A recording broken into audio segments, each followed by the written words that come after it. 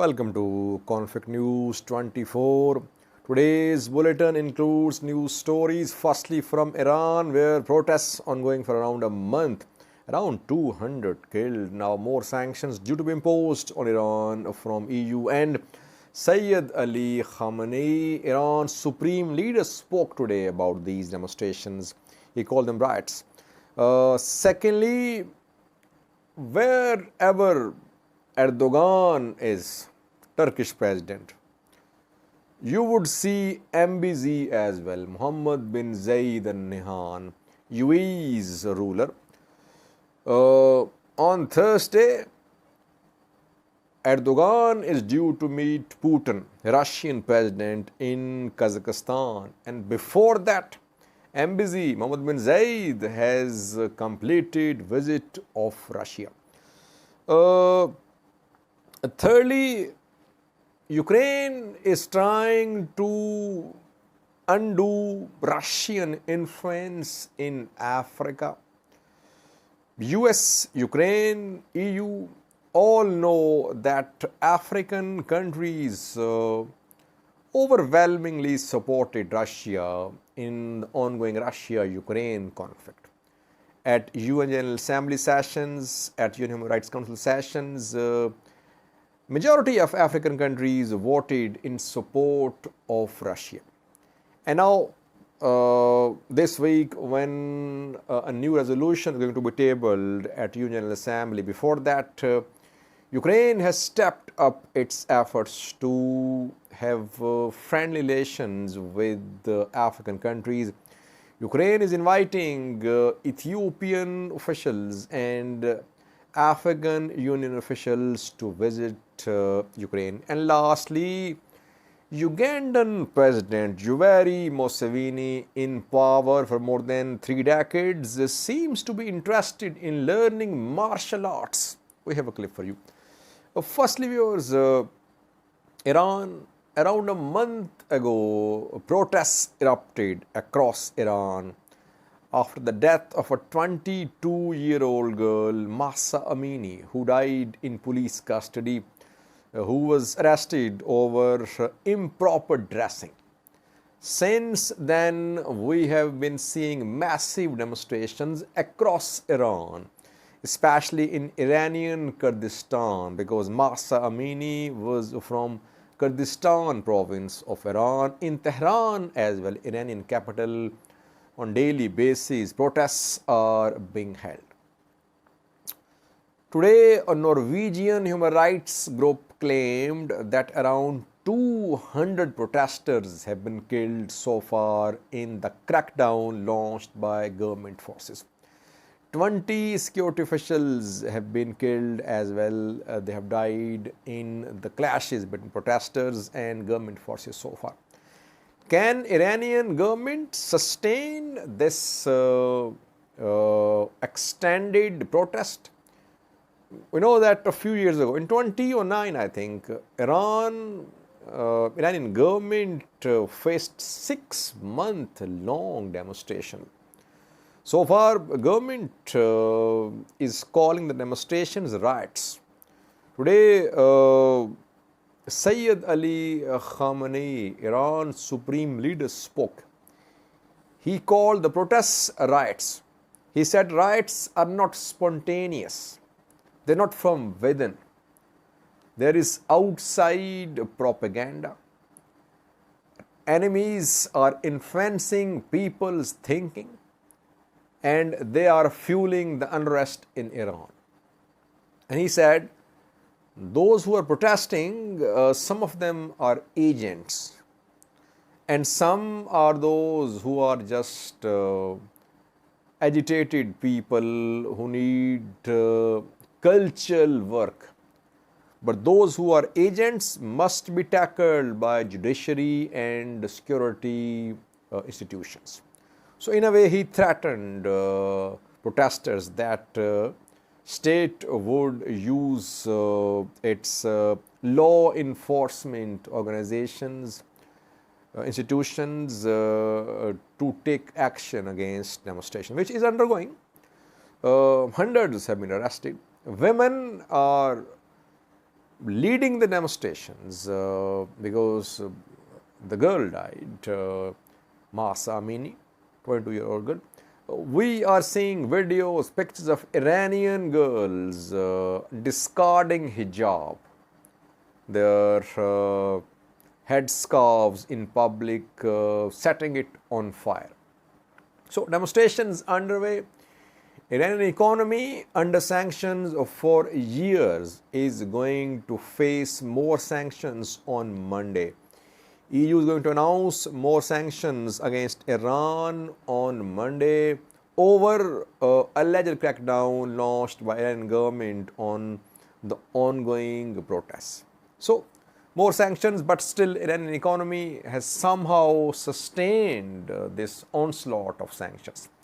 Secondly, viewers, wherever Erdogan is, you would find MBZ as well. Mohammed bin Zayed Al Nahyan. Both are regional rivals, you can say. Though lately they have normalized their ties, which remained strained for years. While on Thursday, Erdogan is due to meet Russian President Putin in Kazakhstan to talk about prospects of peaceful solution to Russia-Ukraine war, MBZ has already completed his visit of Russia. Mohammed bin Zayed Al Nahyan was in Russia on Wednesday. He held a meeting with the Russian President Putin. UAE and Saudi Arabia a few weeks ago played a role in exchange of prisoners between Russia and Ukraine. And now UAE wants to play a mediatory role between Russia and Ukraine. Turkey is doing the same. Turkey is on record. Turkey said, Turkish Foreign Minister Mehmet Çavuşoğlu said a few days ago that Erdogan discussed with Putin the prospects of political settlement to Russia-Ukraine war. And Turkey, we know that a few weeks ago facilitated a deal between Russia and Ukraine about export of grain from Ukraine. So Turkey is already involved to resolve the conflict peacefully. Now MBZ UAE is also involved. UAE-Russia relations have improved lately. Their trade stands at around $5 billion US. And UAE can play a role because obviously it has a leverage in terms of being an oil producing giant as well. Just a few days ago, OPEC countries including UAE, Saudi Arabia slashed oil production, and 2 million barrels per day oil productions have been decreased now, despite US opposition. US opposed this move. Russia backed this move. So, UAE, Saudi Arabia, Russia, major oil producers, they have some common ground. So, they can be helpful in playing some sort of role to bring Russia and Ukraine together. Let's see what happens on Thursday when Putin will meet Erdogan. Can this meeting lead to some sort of ray of hope leading to peaceful solution to Russia-Ukraine conflict? Thirdly, viewers, Ukraine is trying to undo Russian influence in Africa. In July, Ukraine appointed a special envoy for the Middle East and Africa. His name is Maxim Subo. We have seen at UN General Assembly meetings, UN Human Rights Council sessions that African countries, majority of them supported Russia in different motions tabled at UN platforms, UN forums.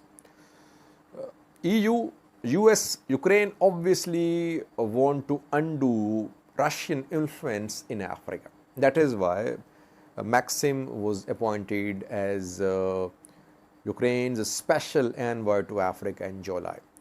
He was in Ethiopia yesterday. There he held some meeting with Ethiopian government officials, and he extended invitation to Ethiopian government officials to visit Kiev, Ukrainian capital. And he extended the invitation to African Union officials as well. African Union headquarters is in Addis Ababa, Ethiopian capital. And a few days ago, when Ukraine resumed its grain exports to the world, its first grain exports were finalized for Somalia and Ethiopia. 50,000 metric tons of wheat is going to arrive in Ethiopia and Somalia from Ukraine. So obviously, Ukraine, backed by EU, US, wants African countries to support Ukraine in the ongoing Ukraine-Russia war. And this week, we know that a motion is due to be tabled at UN General Assembly session about Russian annexation of 4 Ukrainian regions: Zaporizhia, Kherson, Lugansk, Donetsk. The motion will be put to vote. Ukraine needs African support as well for this resolution. So that is why Ukrainian officials are touring Africa to curtail Russian influence in Africa. Lastly, viewers, another African leader, news about him for you. He's Ugandan President Yoweri Museveni, in power since 1986. Now he is in the process of grooming his son, Muhoozi Kainerugaba, known for some irresponsible tweets and messages. Yoweri Museveni was seen in a video learning martial arts. Have a look at this video. Thank you for watching. Now you see everything, don't allow the enemy to come. Yes, Mr. Then the last one, Tai Chi. Tai Chi. How is Tai Chi? Tai Chi.